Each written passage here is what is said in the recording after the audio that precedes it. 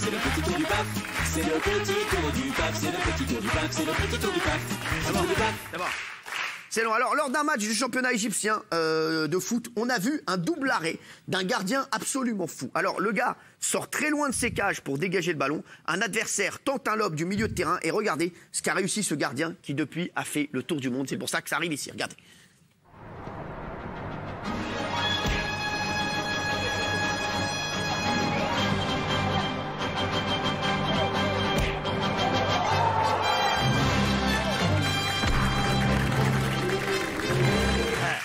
C'est ouf ou pas ça? Vous vous rappelez à l'école, quand on choisissait les mecs, parce que moi je me rappelle, on faisait chou-fleur et après on choisissait les gars dans son équipe. Et à chaque fois, le mec qui était goal, c'était le mec qui jouait le moins bien. Ah oui. Ouais, c'était le mec que personne ne voulait avoir dans son équipe. Il y avait deux choses, quand tu étais gardien ou quand on te choisissait en dernier. C'est la honte. Quand tu jouais pas du tout.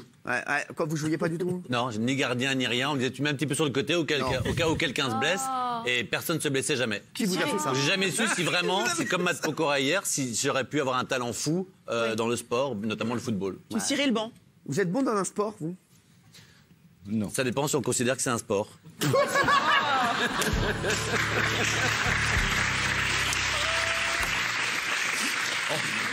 En bilboquet. Si, il a quand même... Faites encore un très beau début d'émission. Vraiment. Moi, j'ai adoré l'anecdote, j'adore ça, je suis très heureux. Merci. Oui, Géraldine. Et vous, Cyril, vous jouiez quel poste? Les yeux fermés. Vous jouiez quel poste, vous, au foot? Franchement, je dis la vérité. Putain. Franchement, non, franchement, milieu c'est vrai créatif. mais c'était numéro 10 parce que je voulais faire. Oui, mais vous voulez tout faire. Ouais, je voulais tout faire, mais en fait, je faisais rien, je dormais. Alors, dans Télématin, on a découvert une course originale. Ça se passe en Angleterre. Le principe est de courir en couple. Alors, l'homme portant sa femme sur lui, c'est hyper physique. Regardez, c'est hyper dégueulasse et surtout hyper dangereux pour les femmes. Regardez ça. Et puis on termine avec ces images qui nous viennent des États-Unis. Apprendre évidemment au second degré cette course pour les couples. Et oui, Nathalie, dans laquelle l'homme porte la femme, c'est très sérieux. Normal. Voilà, même s'il faut aimer la boue, vous voyez. L'idée, c'est d'aller au bout de ce parcours à piège. Voici le couple qui a gagné. Il a gagné quoi, Nathalie? Il a gagné 500 €. L'an dernier, Benjamin Castaldi avait fait cette course avec sa femme sur ses épaules. Et pour elle, le plus dur, c'était pas la boue dans les narines.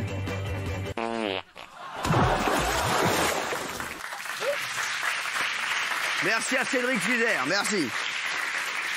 Dans le petit tour du pape aussi, on a fait le tour de toutes les chaînes info et Jean-Pierre Elkabbach est le roi des interviews.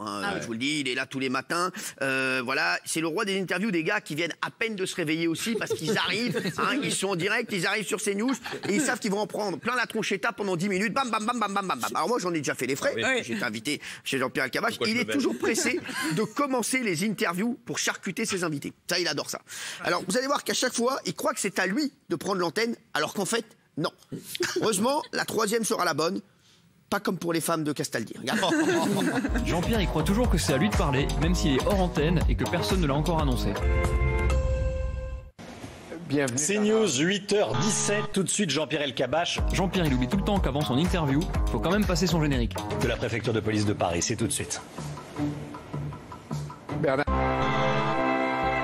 Et quand enfin c'est à lui de parler, il est tellement pressé qu'il a déjà commencé son émission hors antenne. Bernard Soissini, bonjour, merci d'avoir choisi CNews.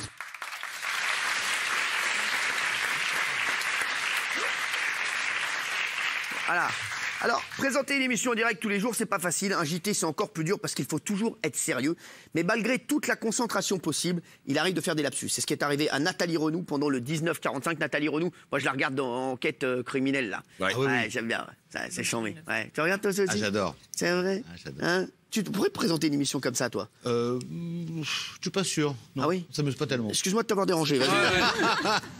25 000 personnes ont été évacuées ou bien confinées chez elles pendant 4 heures. Le temps que les démineurs neutralisent une bombe de 250 kilos datant de la Seconde Guerre mondiale.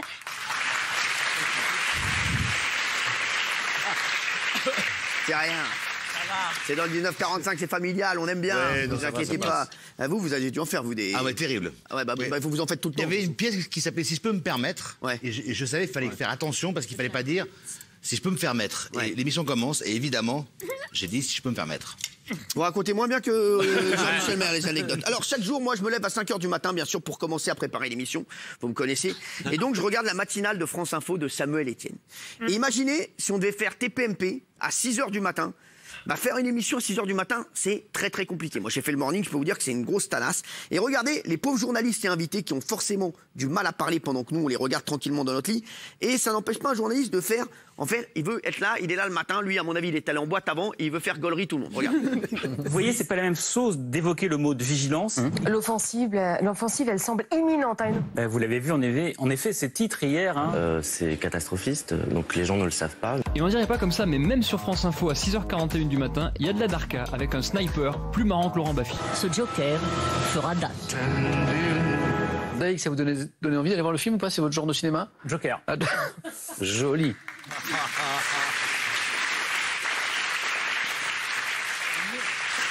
Et puis bien sûr, il y a Jean-Pierre Pernaut. Alors Jean-Pierre Pernaut, c'est le gars qui est présentateur de JT. Voilà, c'est celui qui présente le JT depuis le plus longtemps. C'est combien de temps, Jean-Pierre Pernaut? C'est au-delà de 20 ans, mais j'ai oublié le nombre d'années en C'est rap. combien? Ouais. C'est combien? J'aurais dit 26, mais... 26. Eh ben, combien? Je dirais 29 ans, moi. 29 ans. 27. 31 ans. 31 ans. Bien sûr, 31 ans, tout le monde le sait. 31 ans. 28. 28. 32. 26. 27. 27. J'ai pas la réponse. 31. Voilà. 31 l'année dernière. C'est pas la bonne. On va voir. Il a fêté les 30 dernières, Cyril. S'il peut avoir quelqu'un, parce que je vous le dis, cette oreillette, alors je le dis aux gens, je vais l'enlever, elle ne sert à rien. Je vous dis la vérité, il ne me parle pas de toute l'émission. Bah oui, mais c'est normal, vous les engueulez. Alors, non, mais oui, je vous le dis, bah, donc prenez l'oreillette et t'as qu'à te la foutre où je pense. D'accord, mon jour. Merci, mon chéri. T'inquiète pas, c'est tout petit. Allez, merci. C'est une annulette. Alors, non, mais c'est un ami. Hein, c'est bon, mon chéri? Vas-y. Alors, donc, Jean-Pierre Pernaut, c'est le gars qui est le présentateur, c'est le plus célèbre présentateur du JT. On va savoir depuis combien de temps il présente le JT. Donc, maintenant, vous allez faire une oreillette humaine. Vous viendrez directement. Voilà. C'est mieux. C'est insupportable. Mais je suis sûr, franchement, que Jean-Pierre Pernaut, moi, je regarde son JT tous les jours, je suis sûr qu'il aurait voulu être pâtissier. Sur la tête de ma mère. Non mais c'est vrai, il a des reportages sur les desserts, des desserts ils font 12 000 calories mon frère, il veut que kiffer. Alors regardez, écoutez Jean-Pierre, à chaque fois après le reportage, il est comme un ouf, à mon avis. La rédactrice en chef du JT de TF1, c'est Kelly Vedovelli. Regardez. Tarte au citron meringuée, sorbet citron vert, la volupté à l'état pur. En nous tenant par la main. Oh là là, que ça donne envie. Légère comme une meringue italienne. Merci Elisabeth Tran. Pour le régime, c'est pas mal. Les gourmands en mangent toute l'année. C'est très très bon. Oh oui, c'est bon. Choisir est un doux supplice. Quel supplice, en effet, ces belles images, on a envie de croquer tout ça.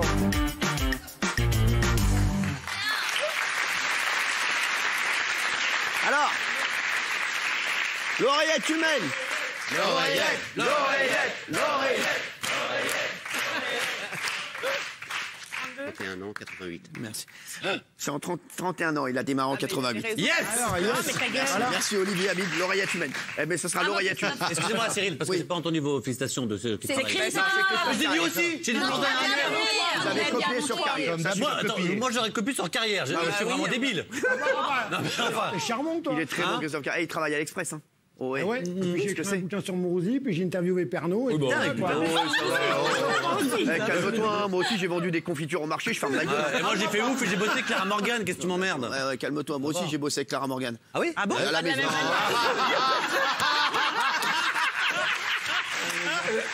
Mais non, on rigole, ça va. Pourquoi vous avez travaillé?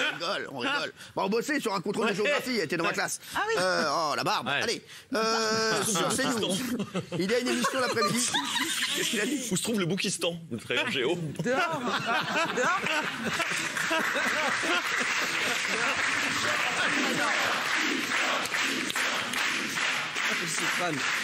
Ne vous inquiétez pas, il va sortir, c'est beaucoup mieux pour tout le monde.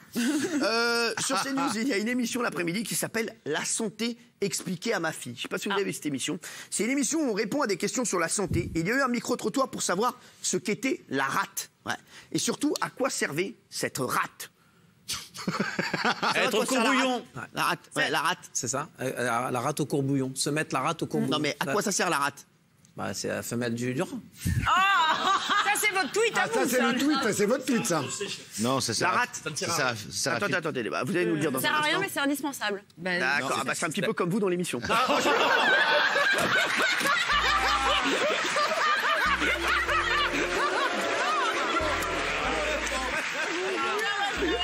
pas mal. C'est pas mal. Vraiment, c'est un tour qu'on fait. Allez, regardez. On se dilate la rate. La rate, je sais pas, c'est quelque chose qui est dans la gorge, je peux pas vous dire plus. Bah non, je sais pas du tout. Je crois que quand il y a des accidents sur la rate, c'est mortel, je crois. Hein. La rate, c'est une partie, c'est un orgasme, c'est un organe, pardon. Alors, on aura la réponse de Jimmy Mohamed après. On a la chance d'avoir un médecin autour de la table. Les mecs, peut-être que cette fois-ci, je peux donner ma réponse comme avec Pernod. Quoi? C'est un organe nymphoïde et ça sert en fait surtout pour tout ce qui est un petit peu... notamment... voilà. Dans l'immunité. Il a son téléphone. C'est un organe nymphoïde qui sert dans l'immunité. Ça fait 2 fois que j'ai une bonne réponse et que je n'ai pas accepté. Toi, vraiment, tu crois que tu connais le mot nymphoïde, toi? Excuse-moi. Tu connais certainement le mot nymphomane, mais pas nymphoïde. Non, mais je te le dis, nymphoïde. Là, ça sert dans l'immunité. Ouvre-moi ça. Écoute bien. Google. Ok. Si quand tu rentres dedans, tu vois que je ne me suis pas servi, qu'est-ce que tu me donnes? Franchement? T'as pas le droit d'avoir ton téléphone. On va pas se mentir, c'est un très mauvais plan, il essaie de nous arnaquer. C'est moi qui lui ai donné la réponse. Voilà. Fais gagner son téléphone. Merci. Fais gagner son téléphone. Ah non. Fais gagner son téléphone. Mais qu'est-ce que vous faites? Donnez-moi ce téléphone. J'allais lui donner. Ah bah tiens, qu'est-ce que tu l'avais confié, toi? Dis donc, tu sers vraiment à rien. C'est terrible, ça. Alors, est-ce qu'il a dit des mots, il sait même pas ce qu'il a voulu dire. Il sait même pas ce qu'il a dit. Alors oui. En langage populaire, la rate, c'est un organe qui ne sert à rien, si ce n'est d'avertir le corps qu'on est en train de faire des efforts qui sont au-delà de ses capacités. C'est-à-dire qu'on arrive dans la zone rouge. Voilà. Comme les cerfs vous disent que vous êtes trop fatigué, la rate vous dit que vous êtes trop fatigué, vous allez avoir un point de côté. C'est pour ça qu'on dit courir comme un dératé. C'est-à-dire on tire la rate, vous n'avez plus l'avertisseur. Et Marathon, le soldat romain qui avait couru pour annoncer la victoire à César, il n'avait pas de rate. Il est arrivé, il est mort en arrivant sur place. Il n'avait pas de signe d'avertisseur. Il est arrivé, il est mort. Ah ouais.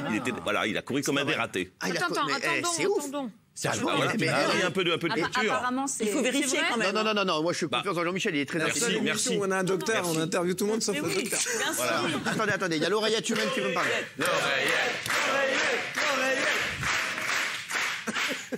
Là, c'est pour la coupe des feuilles presse, il bouille à 70%.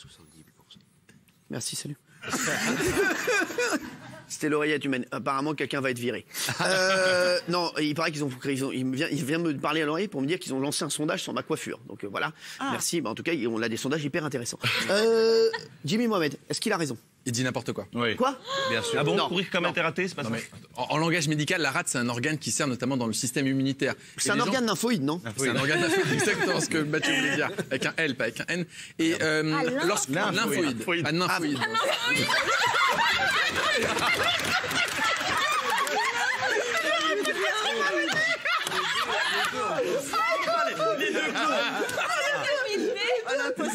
Alors, c'est un organe lymphoïde.